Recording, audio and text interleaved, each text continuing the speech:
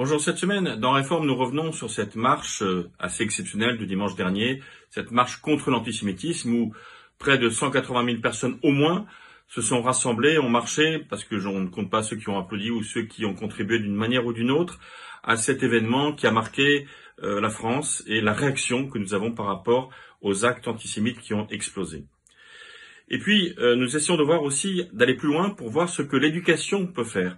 D'ailleurs, le président de la République a appelé les religions à jouer un rôle éducatif par rapport à l'antisémitisme. Comment l'école, le collège, le lycée peuvent jouer leur propre rôle. Nous revenons aussi cette semaine sur une période un peu douloureuse de la mémoire en Alsace-Moselle, Alsace-Lorraine comme on l'appelle souvent, pendant les années 40, comment les églises, comment les pasteurs se sont comportés. Il y a un colloque spécial cette semaine qui est organisé à Strasbourg. Et puis nous revenons aussi sur d'autres actualités que vous pouvez retrouver sur Réforme.net. Bonjour, le magazine La Vie cette semaine consacre son dossier à la pauvreté au féminin.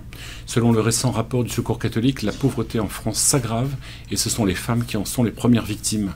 Nous sommes allés à la rencontre de Florence, Sophie et Sabine, 3 mères de famille qui ont basculé dans la précarité à la suite d'un accident de la vie.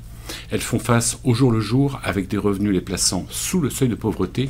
Leur combat pour garder leur dignité et épargner leurs enfants force l'admiration. Comme Sabine, dans le Nord, foudroyée par un cancer, mais qui est sortie du RSA en s'investissant dans un restaurant solidaire avec le soutien d'entrepreneurs locaux. Je pense que la pauvreté crée de la solidarité, témoigne-t-elle aujourd'hui. Un dossier complet avec tous les chiffres essentiels, détaillés sur la pauvreté en France, à découvrir à l'occasion de la Journée mondiale des pauvres, instituée par le pape François ce dimanche 19 novembre. La pauvreté au féminin, leur combat pour s'en sortir, c'est la couverture de La Vie cette semaine. À la une du Pèlerin cette semaine, notre enquête sur les Gilets jaunes, à la veille du 5e anniversaire de la première action collective de ce mouvement qui avait profondément divisé les Français. Les militants auxquels nous avons tendu le micro nous racontent l'entraide discrète mais puissante qui subsiste sur les ronds-points. À lire également dans nos pages notre reportage au sein de la communauté juive de Villeurbanne, une communauté profondément ébranlée par la hausse sans précédent des actes antisémites en un mois, 3 fois plus d'actes qu'en 2022. À lire également dans nos pages notre analyse de la facture du coût médian d'une chambre en EHPAD. Pourquoi est-il si élevé? À l'occasion de l'arrivée devant l'Assemblée de la loi sur le bien vieillir, nous essayons de comprendre comment fonctionnent ces coûts et de recenser les aides existantes. Le reste de nos sujets à découvrir dans nos pages. Bonne semaine.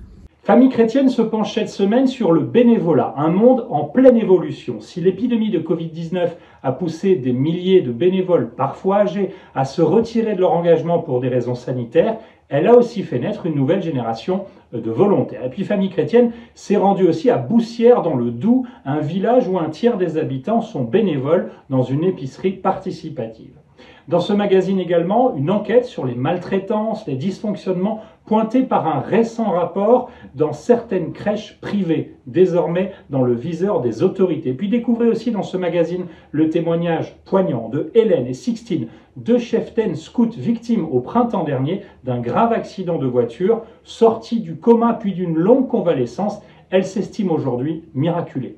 Bonjour, France catholique vous invite à découvrir le livre de l'Apocalypse, l'un des plus marquants de la Bible, attribué à Saint Jean. Faut-il le découvrir d'une façon littérale?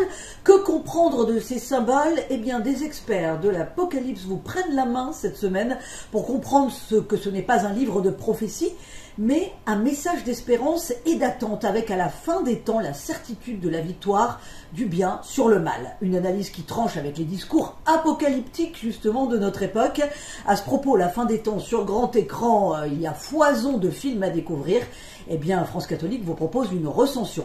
Et puis à découvrir également dans l'hebdomadaire un décryptage sur l'actualité au Proche-Orient avec le Hezbollah qui, pour l'instant, choisit la modération face à Israël. C'est un article signé Frédéric Ponce.